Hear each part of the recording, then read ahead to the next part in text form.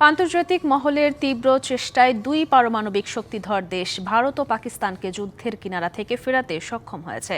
যুদ্ধবিরতি ঘোষণার পর উল্লাসে মেতেছিলেন কাশ্মীর সীমান্তের দুই অঞ্চলের মানুষ। তবে শঙ্কা কাটেনি তাদের। কাশ্মীরের পেহেলগামে সন্ত্রাসী হামলার পর ভারত পাকিস্তানের মধ্যে সামরিক উত্তেজনাকে কেন্দ্র করে কাশ্মীরের সীমান্তবর্তী এলাকার হাজার হাজার মানুষ নিরাপদ আশ্রয়ের খোঁজে ঘর ছাড়েন। জনশূন্য হয়ে পড়ে পুরো এলাকা। তবে যুদ্ধবিরতি ঘোষণার পর থেকে ফিরতে শুরু করেছে মানুষ।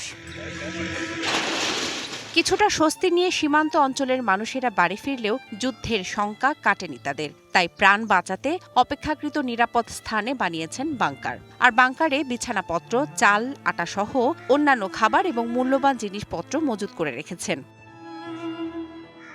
দুই দেশের নিয়ন্ত্রণ রেখায় বহু বছর ধরেই গুলি ও মর্টারের আওয়াজে অভ্যস্ত সেখানকার মানুষ। গেল কয়েকদিনের উত্তপ্ত যুদ্ধ পরিস্থিতিতে নিয়ন্ত্রণ রেখা বরাবর হাজারের বেশি বাংকার তৈরি করা হয়েছে। নগদ পেমেন্টে 500 টাকা পর্যন্ত ক্যাশব্যাক আর লেনদেনে প্রতিদিন ডিপ ফ্রিজ এবং ঘন্টায় ঘন্টায় এসি, টিভি সহ দারুণ সব গিফট।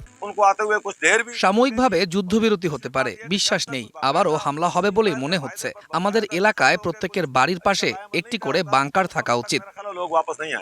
কাশ্মীর সীমান্তবর্তী এলাকার গ্রামগুলোর বাস্তবতা হলো সবসময়ই হামলার প্রস্তুতি নিয়ে থাকতে হয় তাদের। মানুষ ঘরে ফিরছে ঠিকই, তবে ভয় আর অনিশ্চয়তা নিয়েই। বিশ্লেষকদের মতে আন্তর্জাতিক মহলের উচিত কাশ্মীর ইস্যুতে স্থায়ী সমাধানে পৌঁছানো। দুই দেশের মধ্যে চরম উত্তেজনাকর পরিস্থিতিতে তড়িঘড়ি করে একটি যুদ্ধবিরতি দেওয়া হয়েছে।